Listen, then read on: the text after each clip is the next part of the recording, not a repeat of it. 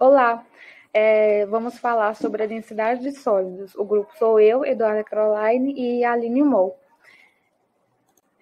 Para introduzir, vou falar um pouco sobre o que é a densidade, né, e como podemos aplicá-la. As propriedades dos materiais são agrupadas em químicas e físicas.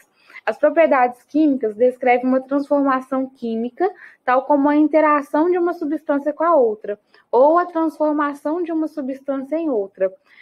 As propriedades físicas, elas não envolvem qualquer mudança na composição ou identidade da substância.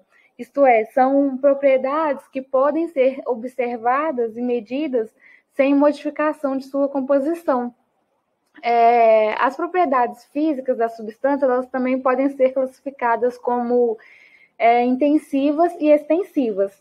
As propriedades intensivas, elas não dependem do tamanho da amostra, enquanto as propriedades extensivas, sim. E, bom, a densidade, ela é uma propriedade específica de um determinado material. Então, podemos defini-la como sendo a relação entre a massa desse material e o volume ocupado por ele. Vamos ver que ela sendo expressa matematicamente é mais fácil de entender e também, claro, que tem as unidades que podem ser usadas. Olhando para a expressão matemática, nós podemos pensar algumas coisas. Se a massa for muito grande, a tendência é que a densidade seja muito alta. E caso o volume seja elevado, haverá uma diminuição na densidade. Mas é claro que a gente pode analisar, a gente deve analisar as duas coisas ao mesmo tempo para ter o equilíbrio.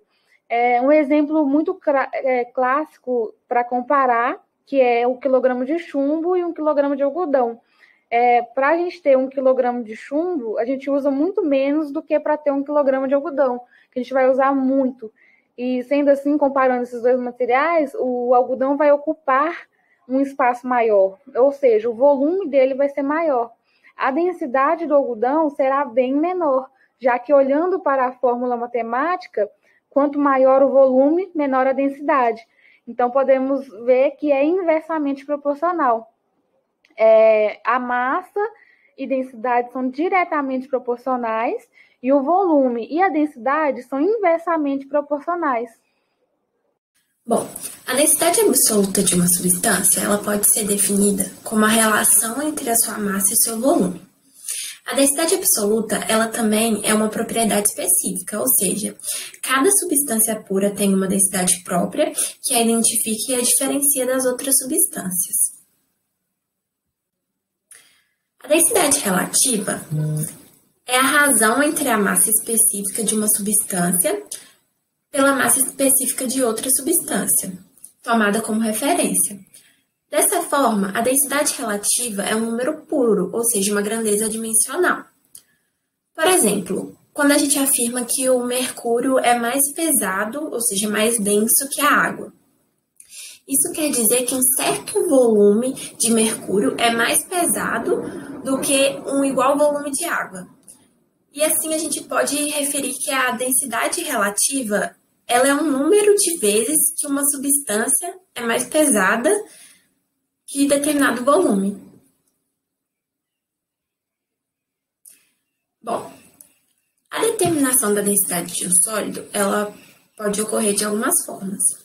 Para sólidos regulares, como um cubo, a determinação da densidade ela pode ser obtida de forma relativamente fácil. Por exemplo, basta a gente colocar ele numa balança e determinar a sua massa.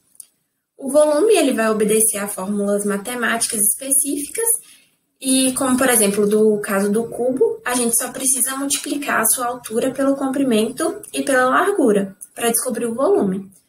Depois é só substituir na fórmula da densidade. Então, é relativamente fácil determinar a densidade de um sólido regular.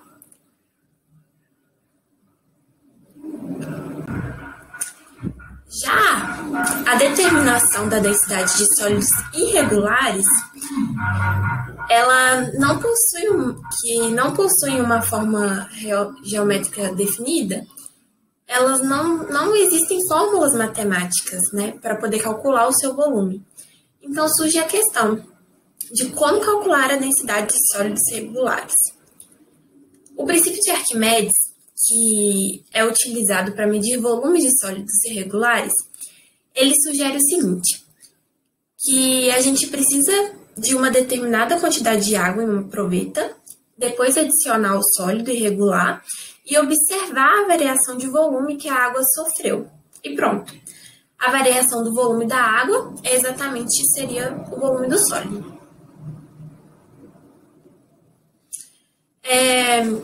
Uma das técnicas que a gente utiliza para determinar a densidade desses sólidos é o método do picômetro. O picômetro ele consiste basicamente num balão de vidro com fundo chato, equipado com uma rolha também de vidro, que através dela passa um capilar, como mostrado aqui na figura.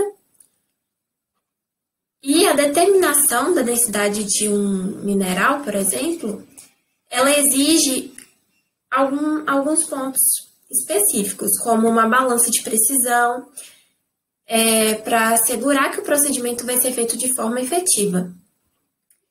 É aconselhado também determinar a densidade em duplicata e uns outros passos, como molhar com a água ou o líquido utilizado no experimento as partículas dos sólidos que constituem a amostra.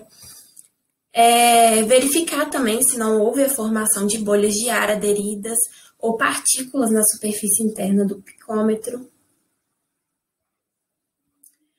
Bom, no geral, na determinação da densidade de sólidos pelo método do picômetro, o volume da amostra ele é calculado a partir da massa de um líquido de densidade conhecida, que vai ser deslocado quando esse sólido for inserido no líquido contido no picômetro.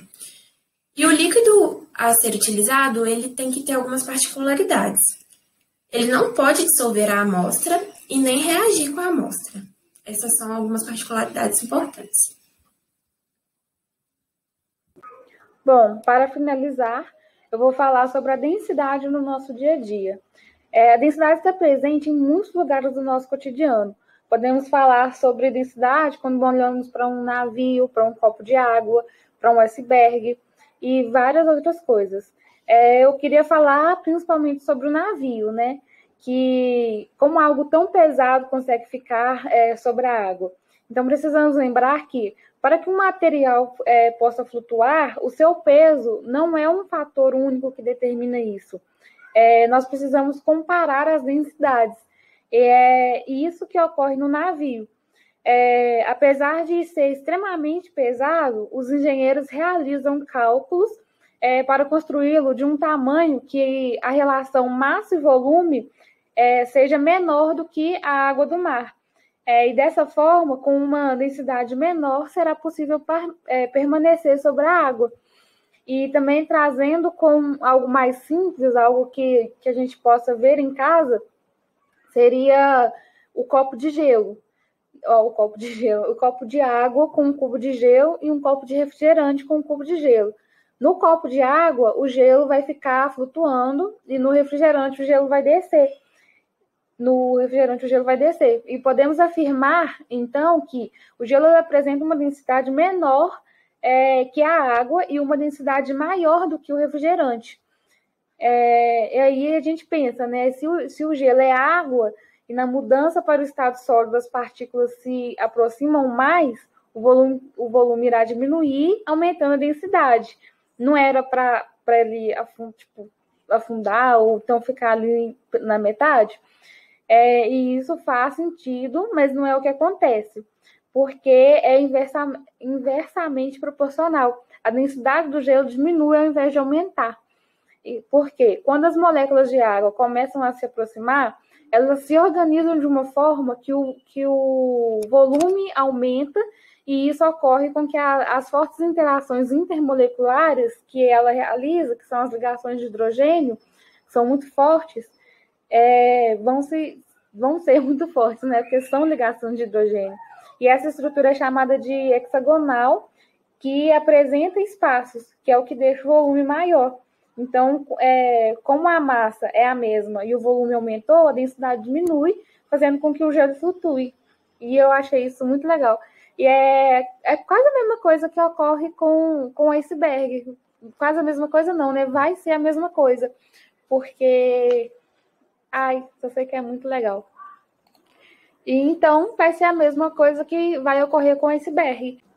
Então, essa estrutura hexagonal é a mesma coisa que vai acontecer com esse BR, por isso que ele vai flutuar. Então, é isso, muito obrigada. E aqui está nossas referências.